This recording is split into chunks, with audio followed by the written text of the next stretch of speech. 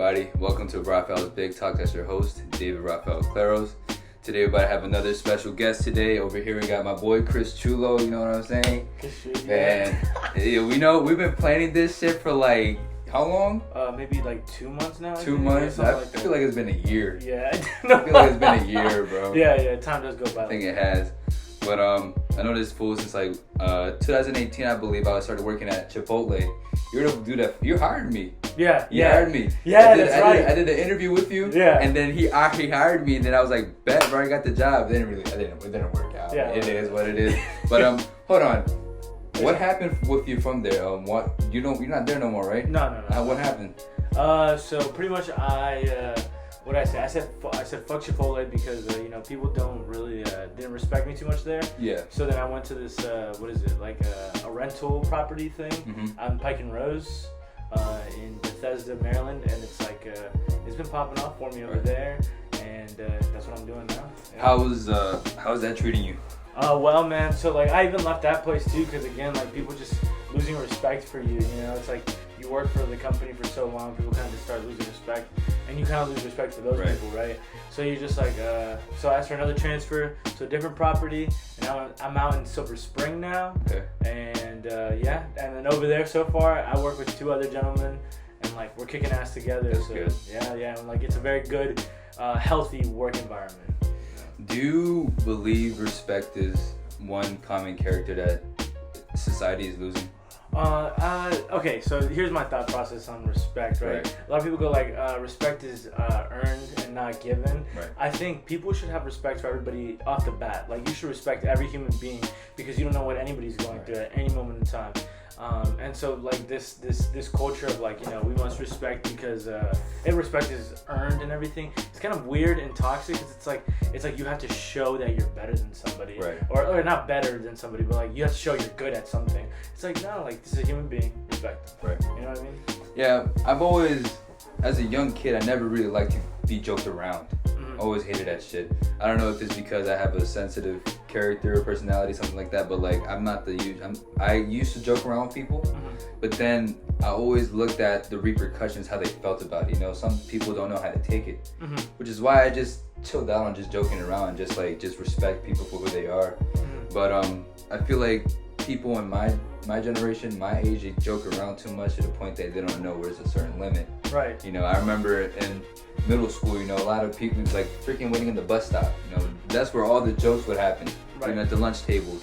Even though it kind of can help you to toughen out, but then some of those friends never really grow up from that stage.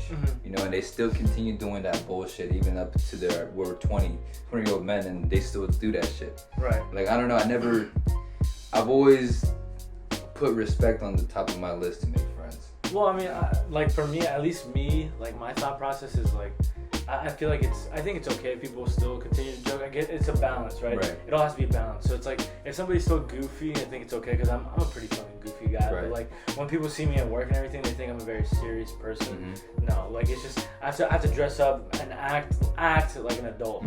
I'm a kid, you know what I'm saying? Right. Like, we all are. We're all children, you know what I mean? Like, even people who are like 70, 80 years old, they're motherfuckers who just, am I allowed to curse? I don't know. No, yeah, of course, bro. Yeah, it's like these people who are older, like, and running, like, the government, like, firefighter, whatever the fuck, right? Like, they're just children who kind of, like, who had to get it all worked out to get, but they're just children who are doing it, you know what I mean? Yeah. They don't know what they're doing. They really don't know. They don't know what's at the end of all of this. They're kind of just like, they're just like another piece that's put in. Like, we're all replaceable, So but that's going to something else. We're all children, though. You think we're all children? I think we don't grow up from that first basis of our lives, No. So we're always changing, and we're a product of our own environments and everything. But like at the end of the day, like you're a child, and like there's an inner child within everybody, and like it's like we kind of suppress it for this world because this world is very can be very cold, That's my thought process. Yeah, dude, I have a hard time. I always suppress my childhood within me every single time. Yeah. For some reason, I feel like I always have to be not stern, but like just take myself too serious. Yeah. Like be presentable all the times. I can't really be I'm not gonna say I'm a control freak, but I just want to seem like a person that has everything in control, well mannered. Sometimes it's pretty hard to just let go for me. I don't know why. Well, let me.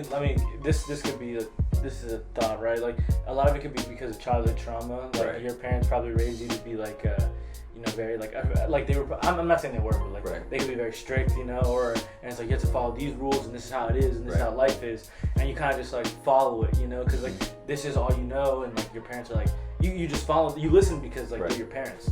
So yeah, man, that could be a thing there, like, and that's for everybody, right? There's a reason we all act a certain way. Yeah. Again, a product of our own environment. That's true. A lot of it has to do with our parents influencing. That is true. So you're getting into real estate. Yeah, man. Yeah. So, how's it going for you so far? All right. So it's like it's there, right? It's there. Okay, so I've been doing these online classes for like what feels like a year, honestly. So I'm just like kind of feel like stupid when I'm doing online classes because I can do it. I pass the little exams at the end of it, but it's like setting up like the real exam, doing these like it's too much, and it's just like I don't know, like my brain's just like too much. So you have to set up exams? Yeah, I have to set up. What the exams. Fuck? But like that's why I'm doing it in person. Okay. So in person they do it for you, and it's kind of like this is easier, and I like this. Yeah, it's better doing it in person. Any type of class, I think it's better doing it in person because, for me personally, are you a hands-on person? Yeah. I'm a hands-on person too. I'd rather have them show it right in front of me instead of like, for example, this Zoom shit that I had to do all last year during school. I was like, I was basically cheating the whole fucking time. Yeah. And I don't want to have that. Damn, they're gonna hear this. I don't give a fuck. Who cares? Bro? I don't care. Everyone was cheating the whole time. But dude, I don't want to have that ability to just cheat. Like I want to do this shit without with my own knowledge. Okay. So it's better if you like do classes, especially with real estate. You're gonna deal with a lot of numbers and stuff like that. It's better doing that in person. How hard is it? Well, I guess it's more or less it's like a mind thing, right? It's like if I want to do it because I do want to, but like if I really want to do it, I get it done like this, right? Mm-hmm. That's for anybody and anything, right? When you want something, you want it. Right. So it's like a lot of it has to do with like not want I don't even know what it is, but like it's my own mind just like fucking with me, going like, nah, don't worry about it, push it off till later. That's like that's why I did the in-person things. But online class easy as fuck. Like it's really easy. It's just like it's like setting up the test is what kind of blows me. Okay. That's it. Yeah, man. What are the pros and cons? Pros and cons of what? Of real estate. So far as you're like learning your craft right now. Yeah. Can you figure out some certain pros and cons within the business or the industry? So a lot of pros is like networking and meeting people, which is what I like to do, and then you would just open more opportunities that way, right? So there's like an ultimate goal at the end of this for me, right? And for me, it's like to create generational wealth for like after I'm gone, right? Mm-hmm. And like it's kind of like the point, like my grandma came here, and then my parents came after, and then like now they had us, and now we're here. So it's like okay, so we're taking the first step for everybody here, Right, well, and like we're pretty much we're passing along this avatar, this torch there for our children.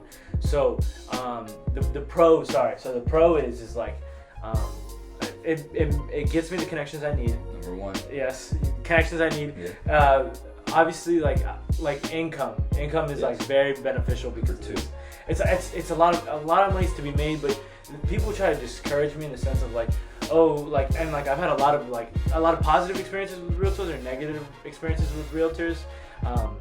When I tell somebody, I'm interested, they're like, it's really hard. You spend a lot of time. You might not even make that a lot of money. I'm just like, okay, but that's like, go ahead. No, keep on going. It's negativity coming out of their mouth, trying to put me down. It's really weird. Whereas like I'm just being myself and I'm hanging out with people, and then like this person who's in the middle of the group, like in a group of friends, they're just like, by the way, I'm a realtor, and I think you'd be you do a really good job at it. Like I feel like you should do it with me. And I'm like, oh wow, and that's what caught me to go along, right? So yeah. I remember when I was working at Home Depot, I saw a realtor coming into the store, and I asked her, "What do you do?" She was like, "I'm a real estate agent." And I asked her like, "What do you like about it so far?" The first thing she literally told me was, "You got to be somebody's bitch." Yeah. Within the first few years. But then I thought about it to myself, it's like, isn't that how it's supposed to be of any single type of job you want to do, especially like cut up there to a certain level? Like, I don't know. I feel like real estate agent, you're a free agent, like kind of. You know what I'm saying? You get to sell dreams to what these people want. You know, they want a dream home. Yeah. And it's not just a home, the community. Right. Where their kids will go to school. Right. Their neighbors. Yeah. You know what can the HOA offer for them, stuff like that, and you're basically selling them a dream. Yeah. You know, which is the same way how I feel as an ambassador at the Mount. You know, I show these new kids who want to go into the school what their new homes will look like. Yeah. Which is why it's like, you know, if I could do this ambassador shit, then I mean, I could be a fucking real estate agent, yeah, you know? Yeah. So, once you realize, like, you really don't need a degree for anything, man. Yeah. You kind of just, like, learn the job. Mm-hmm. Like, yeah, anything is possible, man. Like, quite literally. But, and I'll say this, too, though. Well, you were just saying, what were you at the very beginning again, like, of your statement? What was it again? Oh, fuck. Forgot. Okay, something about like being like this lady came and talked to you. What she did? She said that you gotta be somebody's bitch. You gotta be somebody's bitch in real estate. So like I think she's right in a way, right? But at the end of the day, and like how you said, it's like at any job, in any position, you're always gonna be somebody's bitch because like you're always starting from the bottom in any job. Unless you're starting your own company, you're somebody's bitch. You know what I mean? And it's like whatever. It's customer service. Mm-hmm. A lot of people go like, we don't respect the customer service industry of like of people. I'm like, well, if you think about it, everything's fucking customer service. Like there's not a single job. A lot of jobs deal with you meeting with somebody else and helping that person get what they need, right? And it's like that's customer service right there. So it's everywhere. You just gotta and it comes back to respect. Right. You have to respect every single human. You can't just be like a dick to somebody just because they have to earn your fucking respect. Right. I don't know. A lot of people live life that way, especially parents sometimes too. To you know what's funny? Yeah. To me, I felt that shit this year because it wasn't until this summer where they saw me working so fucking hard in fucking landscaping. My dad started all of a sudden want to talk to me how my day was and shit like that. My mom too. I was like, damn, like where the fuck was this when I was at least going to school, at least making the fucking first step, you know what I'm saying? Right. It kind of makes me question like, okay, I feel like my family, they value hard work and an actual job instead of me just continuing school. Just whatever though. That shit kind of motivates me a lot. A lot of it has to do with the culture of like, you think so? Yeah, let's get into that later. Yeah. Alright, but okay, so far with real estate, what are the cons you can figure out so far? Because you know there's always gonna be two sides. Okay, yeah, of course. So like a big con I've heard about people is like, so again, income, right? So it's like if you have to like put a lot of hours into it, and you won't see any money maybe for the first 3 months, maybe for the first year. You know, you might not even see a sale ever. You know, but it's a lot of man hours. You have to be focused and motivated into it. It's like like for any job, right?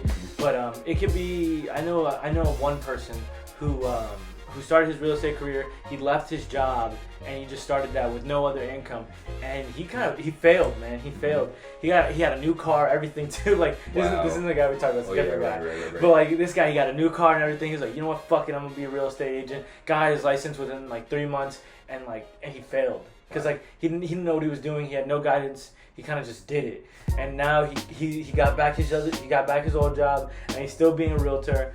And now he's kind of like working it all the way back up.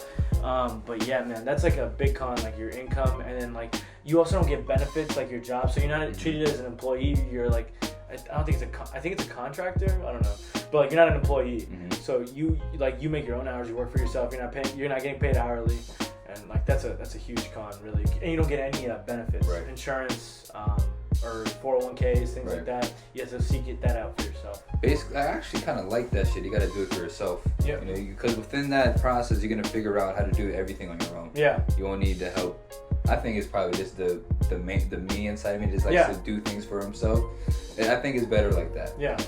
It's perspective though. Yeah. Like it's literally like pros and cons are all about perspective. It's like, well, how's this negative, but it could also be positive, right?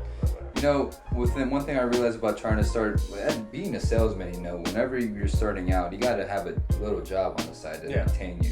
Right. You can't really. I mean, I feel like 5 times out of 10, you know, you full on commit to being a salesman, for example, as a real estate agent or any type of agent that sells stuff. You'll have success within the first few years. That's like kind of rare. Is it rare? I mean, that's what I've been told. Yes. Right. Yes. but I'm trying to be that rare person. You know That's what I mean? good. You know, like That's fuck good. it, I am rare. You know what I mean? Be the common denominator. Yeah, man. I think so. Like for me, at least in my game plan, is like being confident because you know I don't know shit, and it's gonna be my first house to be sold. You know, I just gotta be confident, and I know I'm confident because it's like, hey, how you doing? Like I can come in with a big old handshake, look you in the eyes, and tell you what are we looking for. You know, because it's an us experience. It's not just you. Exactly. Team effort. And like people eat it up. You know, and like in a good way. Because like at the end of the day, I'm gonna get you what you want, and I'm gonna get what I want, and it's just all beneficial. Do you believe after when you're done with the real estate classes, is it going to be more than just the numbers? It's more about the psychological effect into the salesman? It's up to you, right? Honestly? It's up to you. Yeah, like it's like if you focus on the numbers and you make that all about you and you show them like here are my numbers and this is my number, but like you like some people who are very about the numbers will fall in love with that. Statistical, but like if you're stuff like that. Yeah, exactly. But like if you're a cool guy, like because I'm not a number guy, but like I'm gonna have to be anyways. Right. But like I'm very like okay, this is what we're gonna do. This is what like no sorry, I'm gonna be very like hey like I'm Christopher, nice to meet you. Like you know and like get to know you and everything. Like and I feel like that's the kind of market I'll be in, you know, because it's like I'm like at the end of the day I have resources that will help me get my numbers. Right. You know, it's like it's not like high school where it's like you need a calculator, you know what I mean? You have to do it without a calculator. You have a calculator, you have the formulas, you have everything you need. So it's kind of like I'm not really doing anything except plugging and chugging. Right. And that's it, man. I believe from my perspective is more about how attentive you are. What do you mean? Like you gotta, for example, after you had a show, you show them the house that they're thinking about. I'd say within the next few days or the day after, you call and be like, hey, what did you think about the showroom? Do you like the community? Do you like the home? What is one thing you didn't like about the home? Would you like to go? Can we go together and check out another home that will fit your perfect, what you want to do, the house you want? Do you think it involves that? Yes, man. Yes, of course. Like I feel like it's almost like the customer is always right, but actually because like this is their home, you know. So yeah, a lot of that. I didn't take that into consideration about like the whole showing the whole neighborhood and things like that, right? I feel like I would have learned that later, right? But like that makes sense, you know. It's like, hey, what do you think about this? Like that definitely. The last question for this will be, ¿por qué? Why are you doing this? All right, so like generational wealth, man. Right. Like I believe. So when I die, my children's children will be set off, and like I have to teach my like. I kind of want to create a cult, right? Like, but like a family cult, right? I'm gonna have my own ranch. I want a ranch, man, and I want to build a community of homes. So like anybody within my bloodline, like whether it be my brothers, my sisters, my cousins, and their children's, they will always be welcome to this house, and they can always come back and live off this land. So if they become like a drug addict or whatever, and they're off on the streets, they can still live here because it's okay. Because like we're just humans and we fuck up, and like you know you might not have been set up for success. There's a reason you fell that route, you know. So this house will be open to anybody in the bloodline. That's beautiful. Yeah, man. That's a beautiful mentality to have because you don't really see families like that nowadays in society, and also. Do you plan on making your last name marketable? Rodriguez? I don't know, man. Hey, it's fucking possible. Why not? Nah, man. It's just like I don't want like the name being everywhere because it's like it's really whatever. It's just a name. Right. It's just a name. I think what's better is just like everything can be hidden. Like this is evil, right? But this is the truth. Hide everything under a corporation. So it's like if anything is created, like if we do anything that's like evil, I'm not saying that we will, but if we did, it'd just fall into business. Right. You get what I'm saying? Right. Like you know Purdue, you know what's going on with Purdue? Purdue, the chicken shit. Whatever it is. Yeah. That evil. Like I don't know too much of the details, but pretty much they got caught up in a scheme or whatever, and nobody's going down with it for a felony. Because maybe I think that's what it is. But wait, is that what you said? Wait, what did you say? Well, Purdue, like you know the shit that sells chicken. Yeah. Or they're giving salmonella to people, which is why they're under. I don't know, man. I don't know. Something fucked up is going on. Look it up. Like Purdue. Look up Purdue chicken. some shit's going on with them. It's like it's like the one like that. I don't know. Whatever. But like they did some illegal shit and there's like going to be felonies under the business, but nobody's going down for it. It's just the business, and they're going to get it scot-free. You know what I mean? Right. So it's like, okay, so why put anything under the last name? It's like, okay, that just like thrashes our name. It's like, fuck it, we put it under this corporation. The corporation runs forward, and like some lawsuits come out about the corporation. All right, it's the corporation, not us. We're humans. You know? Generational wealth. That's beautiful. Oh, yeah. Beautiful. I will have that in my family as well. Do it, man. But it's gonna be. You got any siblings? I have an older sister. Okay. And she already has her own family. But are you close? Okay, are you close with any other family or anything like that? Like cousins or something? I'm closer with my guy cousins because I have a lot of girl cousins, and I like to talk to my guy cousins more because they've been through a lot of things in life, you know. And got my one cousin. His name is Franklin. He does a salesman. He's a salesman for Boland. He sells HVAC. So like we talk about sales and stuff and how to handle customers and stuff like that. And you know, I have a few business owners in my family. So let's say the first one is my Uncle Horatio. He owns his own masonry company. It's called Zelaya Masonry. He does construction and stuff like that. And I remember when the first time I've been to his home, you know, it was up in Urbana. You know, all them houses are big. I remember as a young kid, that was my favorite place to go. I remember as a naive young man that I am, I always thought, oh yeah, they just bought this big house. Yeah. This house they bought it so easily. Yeah. But then as you get older and older and older and older, and then you put the pieces together, you see the type of business he has, you see the home he has, and it's like when you put the two things together, it's like, well, I mean, those are the fruits of the shit he's been growing for a very long time. Right. His business his asset of a business is the reason why he has his big house. Right. And it's funny how as a young kid I never realized that. So ever since realizing that, it's like, damn, like, why not just try to create something? Try to create something that my sons won't have to worry about. Fucking seeing me as a father worrying about, I gotta pay this bill, or I could just have like a separate account for it. The bill could just take money from it, and I could just go to sleep wonderfully without even having to worry about, oh, I have to pay for this bill on time. Right. You know. And now his son, which happens to be my cousin, he's the owner of the company. So my uncle. Oh shit. Yeah. Okay. So then my uncle Franklin? No. Different cousin. Right. But my uncle now, he's about to retire within the next few years. So like he's already about to just do his own thing. Right. But when I see shit like that, it's like, fuck, man. Like I want to have something like that for me, you know. Yeah. And I love my parents to death, but like I feel like they live life by survival. I'm not trying to survive. I'm trying to live comfortably. Right. But still want to like put myself through challenges, you know, whether it's working out or just my podcast. But I want to live financially comfortably. You know, so I mean, all right. So what I wanted to get into was so like since you have your cousins and everything, like are they within the same age range as you, or are they a little bit like way older? older? Oh, yeah. Yeah. Well, okay, so I mean, it's not gonna be harder because it's like whatever. Like in terms of creating that generational wealth, like how I'm going about it, and you can find your own way, of course, right? But like how I think like the best way for me is and my family.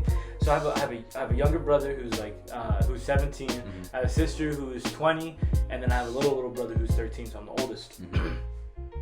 And like what I want to create is an LLC, right? I heard about LLC. What's that? So it's like it's pretty much a.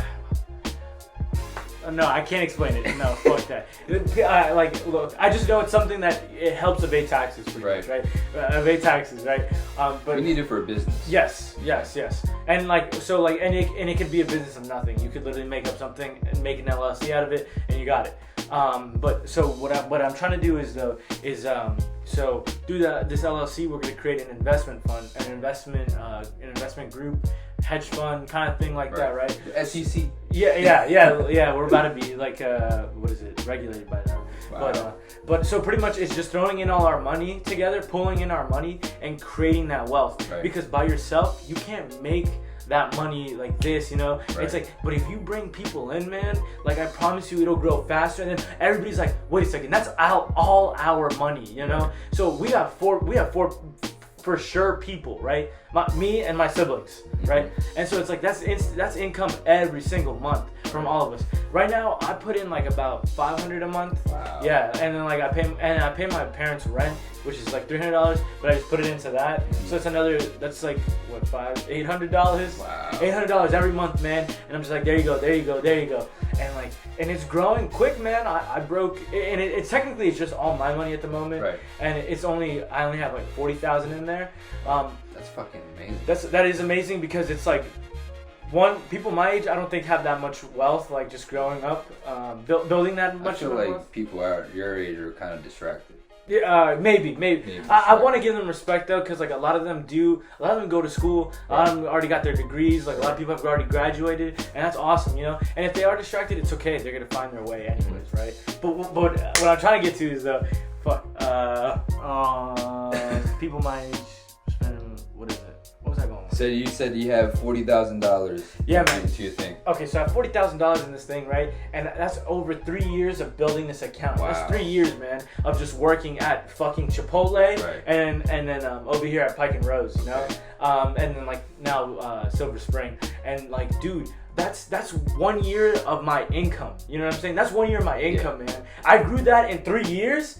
Damn, I'm doing something right. Yes. I have to be doing something right. I don't know what the hell it is, but I'm doing it right. And like, so I made 40,000 in 3 years. So in another 3 years, that means that I'll have it already doubled. So that's 80,000 in 6 years, right? You about to be at 6 figures. Dude, so here's the thing. Wow. It's split. This stock I had that it's split was. You want to get into the stocks now? Like we could get into that. Let's talk about the Latino community first. Okay. You know, let's talk about that. It's funny how our parents, they kind of set the foundation first. Mm-hmm. You know, they fucking, where are you from? El Salvador. I'm from El Salvador too. Somos paisas. Yeah. So, ¿de cuál parte de San Miguel? Mi mamá es de San Miguel y mi papá es de Usulután. Yo creo que son los mismos dos mis padres. Yeah. Okay. Yeah. De San Miguel? San Miguel. Mm-hmm. So, just like our parents, you know, they set the foundation first, you know, they had to like, you know, it's kind of like a rat race, I see it, they had to like do the shitty jobs, you know, mm-hmm. in order to survive in this country.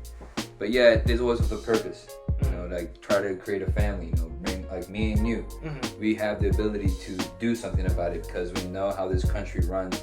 Well, me, I know a little bit because I'm still young. Mm-hmm. You have a little more broader sense of how this nation is built on financially. Mm-hmm. And it's hard, though, to do it on your own, I believe, because our parents really don't know that. Right. You know, one thing I've grown to realize is that our parents always say, work hard, work hard, work hard, work hard. Okay, what about the money? What are we going to do with the money after working hard? Are we going to save it? Are we going to just spend it? Are we going to, like, put money over here, money over there, and put in money into savings? And they don't know nothing about stocks. Yeah. So, what do you think? Okay, so our Latino community struggles in that. That's why you find us in a lot of like poor areas. That's Mm-hmm. not to say that like, you know, there's successful Latinos out there, right? No shit. But like it's it's at least from, okay, I'll give you my dad's side of the family, right? They all work hard. They're never at the house. They work like 50 plus hours a week, you know. Wow. And it's physical labor too. It's not like, you know, it's not like working at McDonald's or something. It's like it's physical labor, right?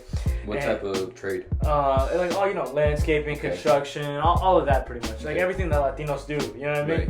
Right. And they built up all their wealth and everything, but like they just have it in a savings account. Savings accounts on average make anywhere between 0 to 2% interest. That's nothing in the grand scheme of everything. That $100,000, 2% increase over like however many years, like that's not gonna get you anything, man. And like it's very disheartening to see because it's like it kind of becomes like a circle, you know. It's a cycle of just creating all this wealth, and it kind of goes to nothing, and then there's just like, all right, and then there's none of that generational wealth that you need. My aunt, I got her into stocks. It's also still my dad's side of the family. By the way, like 12 women live in one house too, so it's ridiculous. But like, you know, they're all saving money, right? Like that's cool, and they're saving up their wealth, but it doesn't really go anywhere. It's just like your dollars aren't making other dollars, so they're still poor. They're still poor, even though they're working hard and getting a lot of money. Right. They're still poor, man. It makes no fucking sense. So I got my aunt into doing stocks, right? Like maybe 4 years ago. I told her to invest into Robinhood, invest, you know, and I told her stocks to invest in. She put in $1,000 flat, and you know, she hasn't touched the thing again because like I didn't really keep up with her, but she left it alone. Came back to it after like you know that like the coronavirus thing and all that, and like it fell and then it popped up, and I'm like, hey, what's going on with your stocks and everything? And she opens up and she was like, what the hell? I didn't know I had this much money. It increased by 150%, $1,000. So she was at like $1,200, and now she has, on top of everything, it's like $2,400 altogether. Wow. You know, and like imagine if she kept putting every single day, right? Imagine if she kept putting every month or something. She would have got a 100% return of interest on however much more she would have invested. Right. Unfortunately, that's not what happened. But she's still happy because she came out $1,000. Right. You know, like, oh, that's a free $1,000 after 3 years, whatever. Like, it's more than if she would have left it in the bank. It's a lot, so much more. It's just gonna sit there and just collect dust. Yes, man.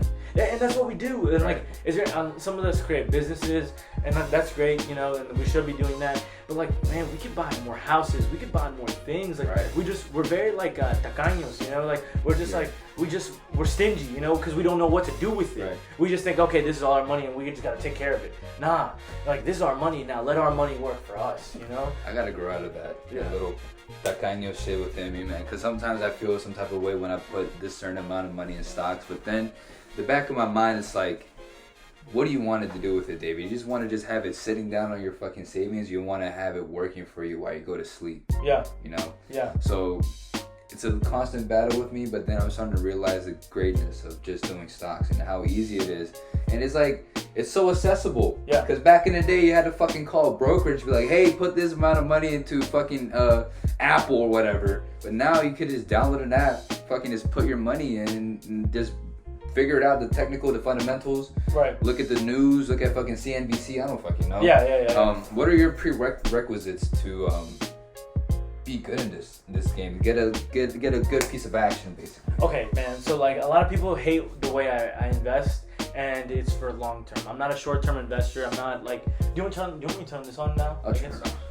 So like here, thought process here, right? It's like short-term investing, like you're technically gonna lose in the long run, right? Because like on average, the average broker can only make you anywhere between like 6 to 12% of return every year on average, right?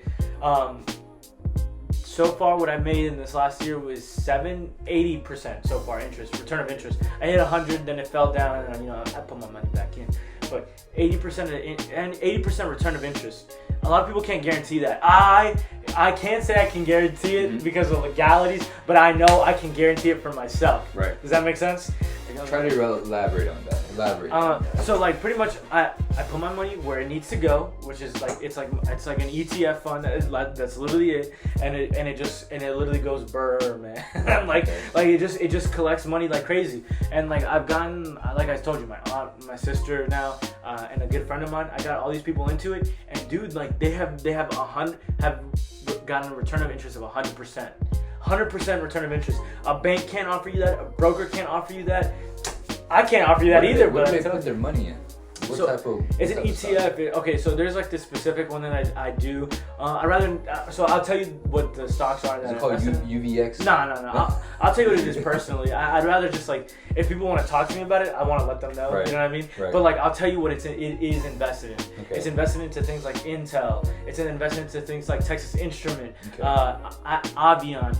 Pretty much it's a chip. It's about chips, right? Chips. So it's like NVIDIA. Yeah. You got it. Yeah. Yeah, literally. Word. So and I think that's what most of their money is allocated into, actually.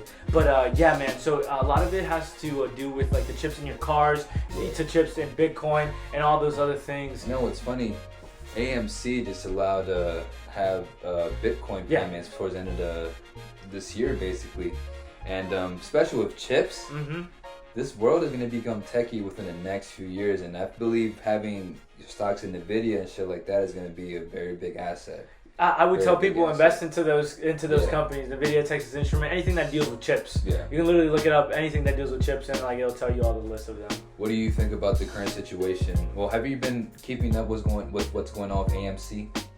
So now, like, not really. I'm still technically a retail investor, but it's just like it's not my thing. Like, I don't know how to catch it. Like, you gotta be on Reddit for all that. Right. And like, I feel like if if I timed it in the sense of like if I did it before it blew up, I would have been straight and I would have done it. Right. But I don't know shit about it, so it's like I'd rather just not like jump into it like that, like ignorant, especially because like I don't know shit, so it's like I'm not gonna invest into something I don't know about.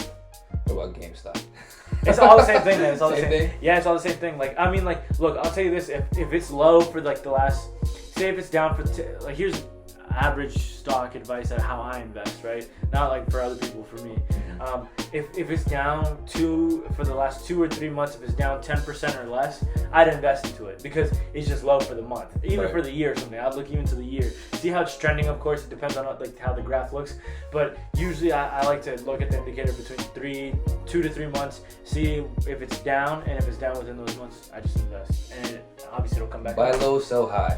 Quite literally, man. A lot of dummies buy low, sell high. But like here's the thing: dummies don't know when it's low, and dummies don't know when it's high. So dummies buy when it's high, sell when it's low, and it's just like, no, you loser. That's not how you invest. I'm kind of one of those dummies. It's okay, man. It's okay. I'm one of those dummies, low key. I'm not gonna lie to you. I'll tell you this: I'm making money off of you, pretty much. It's like literally, man. Like, because like the people who are losing, like they're losing. Like there has to be a winner. Right. I'm the winner. You're the loser. Or sometimes it's even obvious the big conglomerates, like all those brokerages. Right. But yeah. What do you think we can do better as a community, Latinos, Hispanics? What do you think we can do better? In terms of like, okay, like, so, what specifically? In terms of finances. Putting our money somewhere instead of a savings account, like that, dude. Like that's the biggest L. Or keeping it in hard, cold cash. We Latinos have this problem thinking that like everything is trying to scam them, you know. And like and at the end of the day, they're getting scammed by like doing some other dumb shit that they don't even realize. Like those like those pyramid scheming things. Yeah. A lot of Latinos fall for that, man. Right. They do, and it's like Herbalife. Yeah, shit like that. Yeah. Jinx. Yo, me soda. Yeah. But like, yeah, man. I know I owe you Herbalife. No, man. But like, they quite literally do shit like that, and then they think like, oh, like the people I owe my rent to, the people I pay my mortgage to, they're trying to scam me. This guy who's trying to get me into stock, they're trying to scam me. Mm-hmm. No, mother trucker. Like you're scamming yourself by getting Herbalife or just leaving your money into like the bank, dude. Because it's not doing shit. You're not doing shit with that money, you know? You're hurting yourself. Right. I think that's what we need to do. Like we need to focus on finances and learning financial literacy. Because even in our motherlands, they don't learn that shit, you know? And they just work off the land. It's a different type of lifestyle, and it's okay not to learn those things. But you are here in America now. Mm-hmm. Maybe you yourself, like as in like the person who traveled here, doesn't have to learn that, but their children need to learn that for their children's children's children's children. I feel like a lot of us Latinos don't have a hard time thinking about the long term. Yeah. We think about the short term sometimes. Yeah. And they and some don't know how to transition from living in El Canton to being in American civilization. Yep. They still live life as if it's like things are slow, like back home. When in reality, in America, man, we're like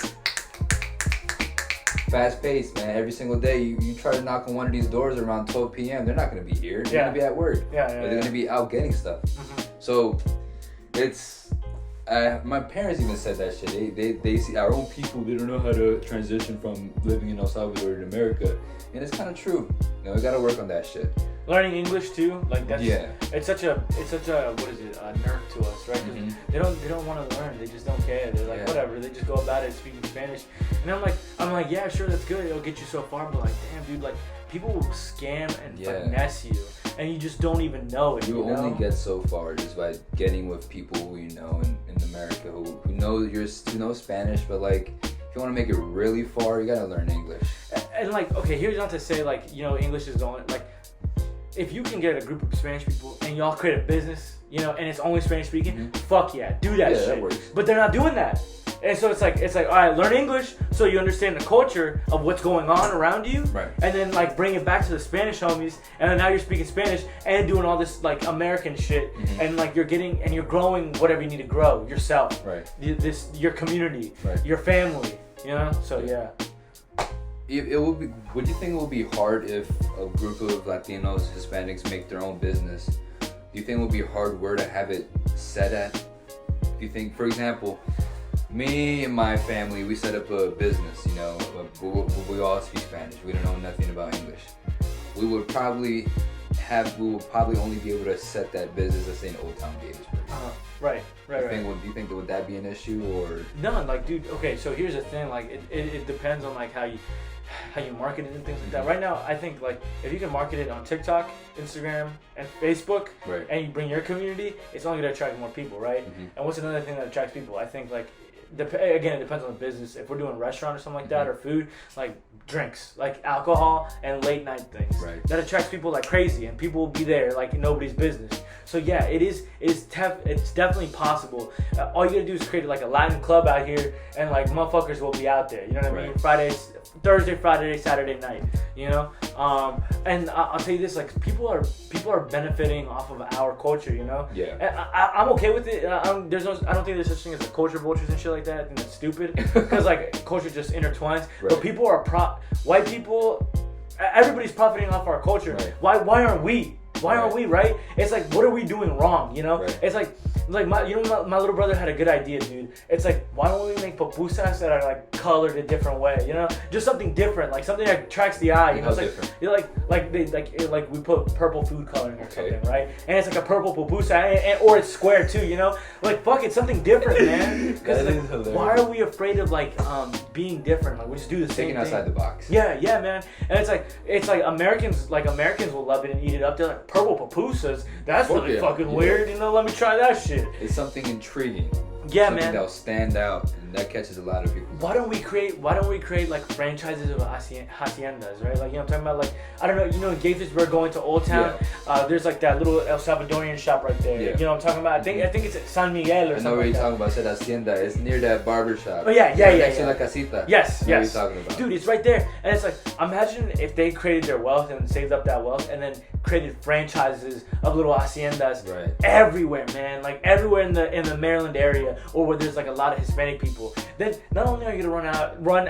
I mean, we don't want to do this, but it's just what happens. We run out little mom and pop shop haciendas out of business, but now we create a standard, right? Now so we create a standard. It's like, and it's Hispanic owned and ran, you know. Right. So it's like that's beautiful, man. But why don't they do it? I don't know. Gotta talk to that motherfucker and tell him what's up. Gotta tell him. You know what I'm saying? Gotta tell him. But would you think it would get highly regulated though? That they would want to sell American and Hispanic things? No, the point is to be Hispanic, you know. Right. So it's like we want to sell like the Hispanic chips, the watermelon pops, or whatever the fuck, or the bread, like pan dulce, you know, things like that. Pan francés. Get it all in there, man, and like you will see people will flock to you. You know what I mean? Like it just needs to look neat, and even Americans will come by. It just needs to look neat and nice, like because when I walk in those shops, it's very cluttered, you know, and I get it, right? They're trying to make it as best as they can. This is how it looks and this is how it is. But like, dude, it just takes a little bit of somebody like learning.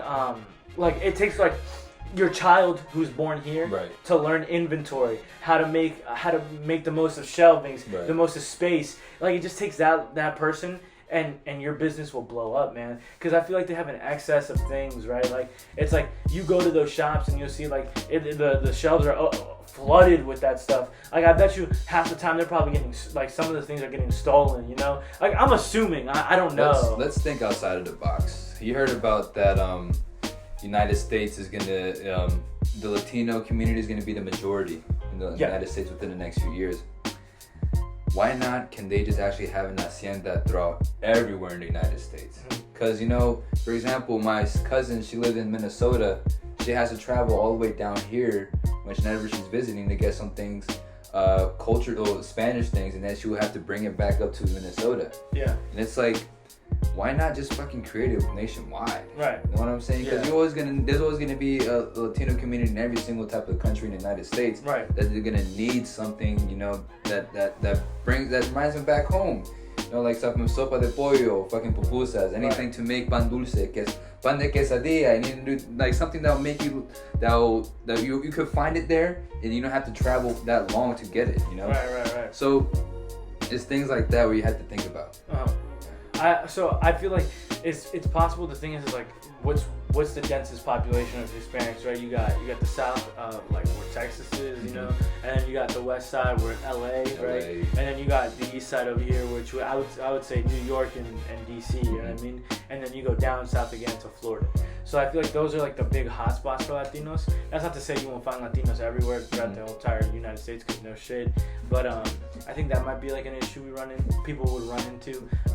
But like that's not to say like, yeah, of course, like there is a Hispanic community somewhere, and you can create that hacienda there, and then boom, it's booming. Booming. That's the word. That's good. So, psychedelics. How are your experiences so far? The greatest experiences of my life, and honestly, no experience is better than that. Really? Yeah. Like at least I feel like God, you know. Wow. Yeah, man. Like well, I am God. So are you. So is everybody watching. So is everybody who isn't watching. Don't tell that to my parents. They're gonna start arguing. Dude, well, like it doesn't. To me, it doesn't make sense how you don't believe in God, because like if you look at it in a religious I believe in aspect. God. No. I'm not saying that. It's like in a religious aspect, right? So, what are your parents? Christian. Okay. So they don't take like the blood and the blood. Okay, never mind. Well, other people do, right? Yeah. And like we'll relate it to that. When you're drinking the blood and the body of Christ, it's like that's God coming in you. Right. The Holy Spirit is God in you, and everybody has the Holy Spirit. Espíritu Santo. Yes. But it's in you, right? Right. So it's like that is God, right? And then on top of that, God made this universe, so we are God's thoughts, images. We are God. I actually had the same conversation with my parents when we were eating. I was like, how are we not gods if God said that He created His own image? Mm-hmm. You know, but I mean, I didn't take it that far because they were gonna get in their feelings and stuff like that. I was just like, okay, let me just chill out. I think being married to the idea of religion is silly too. Like, and not shitting on your parents, it's shitting in religion in general. Because it's like, why are you gonna believe in something all the way when you don't even know? And I think that's what people are really scared of. So there's just like, I don't know, so I'm just gonna follow this. Right. And it's like, well, why instead of being scared and following something because it tells you to, why not just be free and just be like, you know what? It could be anything. It could be wind gods, sun gods, and mountain gods and whatever. Or it could be Buddha. You know what I'm saying? Right. It could be any of this, man. So it's like, why not just agree with what everybody has to say? Because at the end of the day, it is their truth, and I think God will let them live their truth at the end of this. You know, because like what the universe started, there has to be purpose in this universe. Right. You know, so it's like, well, what was the purpose? God was the purpose. He created purpose, right? He's like, okay, well, I want there to be humans because I'm fucking bored. You know, and it's like, so He created this universe, and we're here, and we're just living in it, you know, and it just restarts again, and it happens again. Because it's just, I don't know, I'm just spouting nonsense right now. Yeah, man, no, this is good shit, good insight. My psychedelics experience is the first time I did it was amazing. Yeah. Because we took it it was during the month of October. Mm-hmm. I was on campus with my boys, we were visiting, it was on a Friday. And we just took the tab, and then there was two guys trip sitting us. Shout out to Jake and Colin, love you guys. I also did it with Aiden and Justin, cool guys. I'll see you guys this coming up week. But we went on a little ride around the whole mountains and areas and shit like that, man. It was around 7 p.m. and I saw a whole fucking rainbow. And that was tripping, man. I saw fucking visuals, shit like that. And then we stopped by a little road, man. We just pulled off to the side, and they were like, all right, bet, let's just walk around for a little bit. Yeah. Dude, the whole earth was breathing, dog. That shit was live. Yeah. That shit was like making waves, man. That shit was beautiful. And then when I look up in the sky, I saw like a little dome. I don't know what the fuck it was. Like a little dome that's like covering us, from like everything else. I don't know. I feel like we're like in sometimes when I look up when I'm on psychedelics, it's like I feel like we're as an earth, we're under a ferment. Mm-hmm. I don't know. Okay. Well, so I guess it's like, what do you feel mentally though? Like what are your thoughts and ideas going across that? Not just like the visuals and what you see. Like, does your mind change at all? Do you think differently or anything like that? Just to, honestly, to care about people a lot, care about humans a lot. Yeah. And because we all have feelings at the end of the day, whether we like to show it or not, and also, but then again, it also made me a little bit unambitious sometimes. What do you mean? Like, I kind of, the things where I would like put my all into, I just kind of like regressed from it. I don't know why. Probably because I had a little bit of ego death for some reason. And then, for example, when I would work, I wasn't working out as much after I did psychedelics. I was like, oh, what's the point of working out? You know, but then after that, after months of not doing psychedelics, I was like, nah, like I gotta get back into it, because I love this shit. This is who I am. Yeah. You know, and it did bring me some beautiful insights, but then I feel like I'm not mentally there yet to do it again. Okay. I have to like wait it out for a little bit. Here's my thought. Like I could be completely wrong because I don't know shit. Right. This is a thought. I think you're already a very determined person. Like you're very like focused and everything. Right. And unfortunately, I don't think like psychedelics are for you. If that is the case, you know. Because like at least for somebody who kind of like isn't really like I don't want to say me because like, oh man, I can do whatever I want, right? But like somebody who isn't as focused or somebody who isn't like as driven can do those drugs because it'll put them on a track, right? Whereas you're already on that track, and if you do those things, you kind of get derailed, man, which isn't good for you. But like obviously everything it's all about moderation too. To each its own. Yeah. But like, dude, if you want to keep doing it, go ahead. But I say get to where you want to get to, and then it's like, okay, reevaluate. It's like, do I want to and do I need to? Because I think you have to have like a certain type of purpose when you're doing these drugs.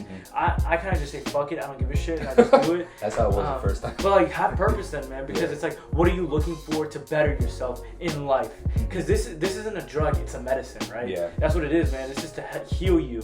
And if you're not healing yourself, and at the end of the day you become worse, you're doing the opposite, and you're not helping yourself, man. So like I say, go on with living without living in that psychedelic lifestyle, because it might not just be for you. It might not be for you because you're already on that path, man.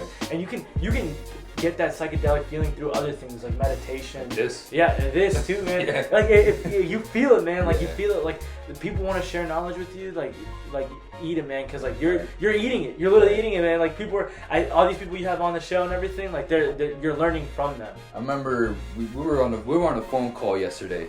A very good conversation. Always. You said there is a generational growth of psychedelics within this current age right now, society.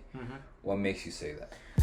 It's become more socially acceptable, you know, now to do these drugs again, because before it was like we had our hippies, you know, and they were all like, oh, love and peace, and it kind of died off again because they were like, you know, no more, like they cut the. I don't even know about all that, the history really, but like it's coming back in waves, and like I told you, it might just be because I'm getting older and I'm experiencing it more, but I think a lot of it also has to do with just because it's becoming more socially acceptable. Because like at least with my cousins and other people, they tell me that they did it, or like, yeah, but I didn't like it, or they're like, oh, no, really, I didn't do it. And like now I'm over here thinking like, I love it, I do it all the time. And like I talk to people, they love it, they do it all the time. Again, it might just be that it's like the product of my environment. It might be my bubble. But so far my bubble has shown that it's getting bigger, you know, of people doing these psychedelics. And it's fun because it's like, I mean, it just means more like-minded individuals, and hopefully we all get to, like, we're all learning along the way. Yeah. I'm going to do psychedelics one more time until I get to where I want to get, honestly. It's going to be like a little waiting thing for me. Yeah. For now, I'm just going to stick to weed. Yeah. This motherfucker over here. But another thing I want to get into with this podcast is we also mentioned that men are not getting, I'm going to fucking use street terms, they're not getting laid as much nowadays. This is true, man. How come? And it is true because there is studies about this going on right now as we speak. I think a lot of it has to do with lower T, you know. Low testosterone? Yeah, man. Dude, I had a physical today. Yeah. I forgot to ask my doctor about to check out my T levels. Yeah. I forgot. You should, man. Yeah. You really should. And it has to do with like even sperm count and everything. Yeah. You know, a lot of shit. Fertility. Yeah, man. It's what we eat, what we drink. I heard that plastic is killing us. Yeah. Yes. I've heard weed is killing us too. Really? Actually, yeah. Like weed isn't the drug that we made it out to be, right? So all right, fuck, man. Here's another. Fuck it, just do it. Just do it. So pretty much, I think we have this. We did this irreversible thing, right? we made weed illegal, and it's like, oh, you know, weed's really bad, weed's devil's lettuce, shit like that. So like, and now it created another group of people, which was it's us, right? Younger children when we were younger. They're like, oh yeah, weed's so cool, 420, blazing, you know, shit like that. Yeah. But like we made it like acceptable and it's okay, and we're like, it cures cancer. Like I remember as a kid, I'd be like, it cures cancer, it cures cancer, and I tell people this shit, and people would be like, no the fuck it does. Like, well, my mom would be like, no the fuck it doesn't, right? My parents did the same thing. And I'm just like, yes it does. Like, look, here are the studies. We're like, bro, it's like a fucking article says it might cure cancer. Who knows, right? But I was a kid, I didn't know any better. But now it's like, okay, now all these motherfuckers are like, oh yeah, smoke weed, it's medicine. Right. Dude, you're fucking smoking it. You're hurting your lungs. That's one. You are creating cancer by smoking weed. Right. Whoever tells you it's not is a fucking liar. Like they're lying to you. They're just saying that because they want you to fucking smoke weed. But yeah, so weed does that, right? So I think where were we just going with this though? We were talking about men not getting laid enough. Okay, so another negative aspect of weed is it lowers your sperm count. It also lowers your ambitions as well. Yeah, well, you know, right? Because you get fucking lazy, man. Yeah. I'm just like, oh, whatever, doesn't matter. But about sperm count. Sperm count, man. It lowers your sperm count. What does sperm count is affected by? Testosterone. It lowers your testosterone, man. Mm-hmm. And yeah, like that's another issue. It's like, so again, correlation does not mean causation, right? Is that how you say it? I don't fucking know. But it's like, it's just because like, I want to relate to this. Weed has now become illegal in many areas, and so it's becoming it's affecting everybody who's doing it now. Mm-hmm. So it's like, which is now creating less testosterone, right? So it's like that's why these levels might be showing this way. I'm just showing a correlation. Right. I don't know if this is the truth or not, but it is possible that it could be. You know? Do you think it could also be due to how comfortable we live life now? Because back in the day, you know, back in the day society, they had to like work for things to get things done. Now we have easy accessibility to do things. I'll tell you this, man. So again, back to religion, like they say God loves a hardworking man. I'm gonna be honest with you, I don't feel like I'm a hardworking man sometimes. You know, it's like I can be doing the shit I do, but I don't feel like I'm hardworking, like to where God loves me, like God loves a hardworking man. Because one, I feel like the generation has stepped away from religion more, and then also like just our work ethic is a lot different. Because, and it's not our fault. It's just technology, man. It's making everything easier. We're gonna have self-driving cars soon, right? And everything's gonna become automation. Like you can go to fucking McDonald's now. You don't even have to talk to the fucking cash register. Right. You just fucking put it in there, and then they just make the order. Sooner or later, they just won't even be people back there, and it'll be artificial intelligence. Yeah, man. And AI is quite literally the wave. So it's kind of making us lazy, but it's also part of the universe, man. It's just it's what's meant to happen. I feel like at some point humans might wipe themselves out through AI. Let me be devil's advocate. Shoot me. Could it also be due to men are not getting laid as much as the fact that we already have fucking iPhones? Everyone has an iPhone or Android, easy accessible mobile phone. Though within this same phone or even this laptop, I could easily pull up Pornhub, easily pull up OnlyFans, shit like that. Right. Which I found ridiculous if you're paying for that. But it's like I think it is. It's like more easier for a guy to like get it off by just looking at this shit instead of making the advances to at least try to talk to a woman. Yeah. That's what I think. No, you're right. That's to episode 52, man. We're getting into why men are not getting laid as much nowadays. All right, so we were saying about OnlyFans. Yeah. So I said that I think it's ridiculous for men to pay to look at women's naked photos. He has a different idea. So what do you think? I think it's okay, man. Like, cause at the end of the day, it's your money, right? Like, if you want to spend your money like looking at naked women, go on ahead, man. Like, I'm with that, you know. Right. And like, if she's beautiful, fuck it, man. Like, do your shit. You know what I'm saying? Like, cause I'll look at it like this. You're never gonna see that lady naked. You know what I'm saying? That's why you're fucking paying for it, right? And like, go ahead, bust it. Like, do your shit. You know, like. I'm not gonna say like I'm not gonna sit here and say I haven't paid for an OnlyFans because like I definitely have. Yeah. But like, how was it? Great experience, man. Enough nuts, you know, enough nuts. Yeah, hell yeah, bro. But like, you know, there's nothing wrong with it because again, it's your money. Right. What the fuck is $10? Like, and what are you gonna spend it on anyways? You're gonna go buy fucking coffee at Starbucks. Right. Spend some $50, $100 shoes or some shit. Right. A new jacket from like I don't know. Like but here's the thing though. That will give you value. Yeah. That's actually something you could take on with you and actually make it your own style. Yeah. My thing is, I get more at the men who complain about they're in the same fucking hole, knowing that look at what you do though. Mm-hmm. You know, some men don't realize that. Okay, well, you're not getting laid. Let's see what the fuck you're doing. Well, you don't work out. Well, you don't dress right.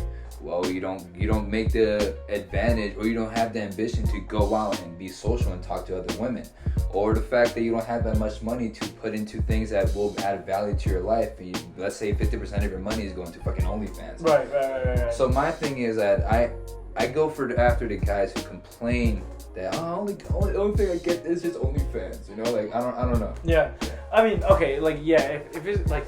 If you're a guy doing that shit, like you're an idiot. Like you're an idiot. You know what I'm saying? Like, but if you're like setting yourself up and you're doing good things, I have no reason to. I have no hatred towards those men. Because like, look at it like this. Like they're sugar daddies, man. Yeah. Who are fucking 70, 80, 60 years old, older, younger, that are paying for girls to go to fucking college.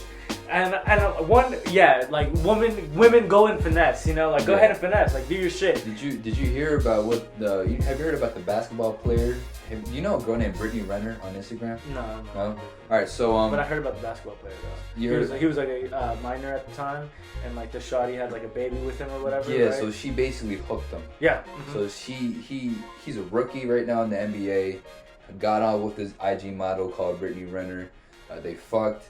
Then he got her pregnant, and they don't want nothing to do with each other now. So basically, she's gonna be receiving monthly checks. I mean, like a part of it is his fault, right? He's like, but I don't know the whole story. But like, it's part of it's his fault, part of it's her fault because like she knew what she was doing too. Right. You know what I mean? Like she was manipulating this young man. Yeah. You know what I'm saying? But also, it's like kind of like, bro, like has nobody taught you to put a fucking condom on? Like you're about to get paid millions of dollars. Right. You're about to get paid millions of dollars. You fumbled the bag doing that. Right. You know what I mean? It's like you could have been like that money could have been all yours. You don't have to never worry about that. So I blame him, blame her. Like it's everybody's fault in that situation. You know. That's crazy. But what about it? Why'd you bring that up?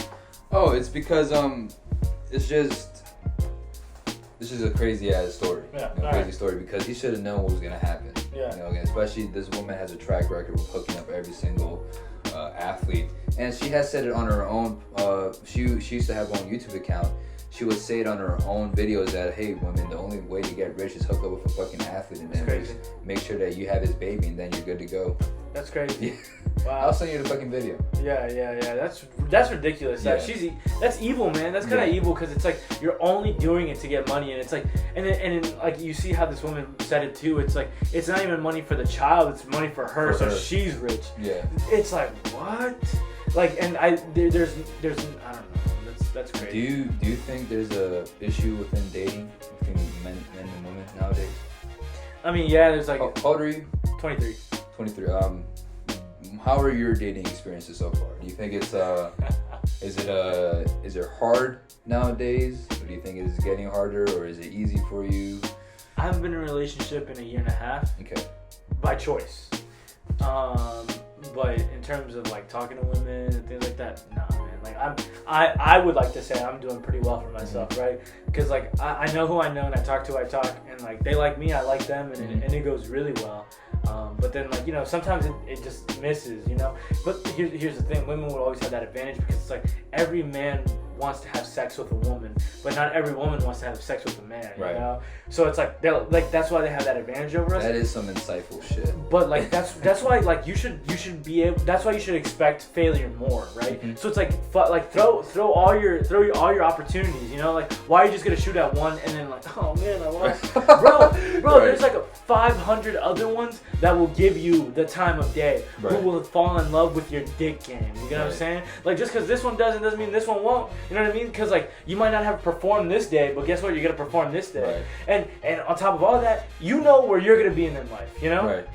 Well, at least I know, right? Yeah. I know where I want to be in life, and how I see myself. Mm-hmm. So it's like if they don't see it in me, oh well, they lost, not me. So it's like, and whenever I get wherever I get, that person who finds me there will be like, damn, I got a fucking winner. Right. And she'll know, and I'll know too, you know. So what is something you can tell me as a 21-year-old? I'll be going into school tomorrow. Yeah. What can you tell me? Man, like it's gonna sound cheesy as fuck, but like just be you because dude, nobody's fucking cooler than you. You know what I mean? And it's like if a woman has to fall in love with somebody who you're not, like, you don't want that woman, right. you know? Just be you, man. Because, like, I'm like I told you, I'm a fucking goofball, right? Like, I just fuck around and I do whatever. And, like, I live life however I want. And, like, you would think women are not attracted to me. Like, my little brother even tells me, like, how do you pull these women, Chris? How do you do it? And I'm just like, man, I'm just me. Like, I'm just, right. I'm a dweeb, but, like, they like it because, like, I'm genuine, you know? And they understand that and they see that. And we just get along really well, you know? Right. And, like, I have been with the most beautiful women. That's where I myself, I'm just like, what the fuck? I'm like, how? Like, how did I get that? How did I get them? Sorry, not that. But, like, yeah, like, how did I get them, you know? And it's just like, and it makes sense because I am me. Right. So if you're you're going to attract the women that like you. You know what I mean? And, like, you're going to get it, man. And, like, you're a company man. You know, you work out, you do your things, you're very focused, and you have a plan, and, like, women like that, you know? And, like, they can tell you that, oh, women like assholes. Well, yeah, it's kind of true, you know? Right. Like, but, and that's what men are, you know? Right. Like, men are kind of assholes because we don't have as much empathy as women. Mm-hmm. So they seek that, and, you know, that is us. That is men, you know? So, yeah. I don't know, man. You got it. You got it. I personally need to come up with a plan because I'm about to be graduating this year. So dude, I gotta come up with a plan. I'll tell you this, man. Start speaking to Spanish shawties. Like, even if you don't like them, start speaking to them, and then, like, speak to them in Spanish. Right. And, like, they go crazy for that. They're like, what? Like, because, like Spanish girls love you when you talk to them in Spanish because they know you know it. They just want to hear it. You know? Not some sabo shit. Nah, but it doesn't matter. It doesn't matter. They like it anyways. Right. You know, because, like, they want to be part of their own culture here. You know, and it's like, well, how can I be part of that if they don't hate their dad or whatever, their family. But, like, yeah, man, I'm serious. They love it, and, like, I don't know how it is for you, but, like, at least for me, the women I least attract is, like, white women. Mm-hmm. The women I attract the most are obviously Spanish women, but, like, I would also say black women and Middle Eastern women. Wow. Those are, like, the women, like, I've seen, you know, my own I don't know what you call it, but my own experiences in life. That's just I've seen the kind of women. Personally, I'm only able to attract black women. Really? Yeah. But beautiful. But I love it. I love it all. Yeah, I love all of them. All of them are beautiful. Yeah, I feel like one thing about me is that I heard one of my friends say I'm too assertive. Mm-hmm. You know, I gotta, like, relax. You know, calm down for a bit. Also, be confident, but just calm down. Definitely be confident, man. But like, dude, I think it's fine. Like, if that's the kind of women you attract, and it's because you're assertive, like, fuck yeah. Like, just if anything, play up to it. You know, play that character. Play who they want to see. You know, because like at the end of the day, if that's what creates success, that's the success you need, man. Just do that. Because, like, trust me, man. Like if you're with a woman and somebody else isn't, like, they're hating on you. You know what I mean? Right. Like, just fuck yeah, man. Be that person. Right. You're assertive. Fuck it. Like, that's women like that shit. Any last thoughts, questions, concerns so far, or? Questions, I don't know, bro. Like, just little closer. Yeah. Listen, man.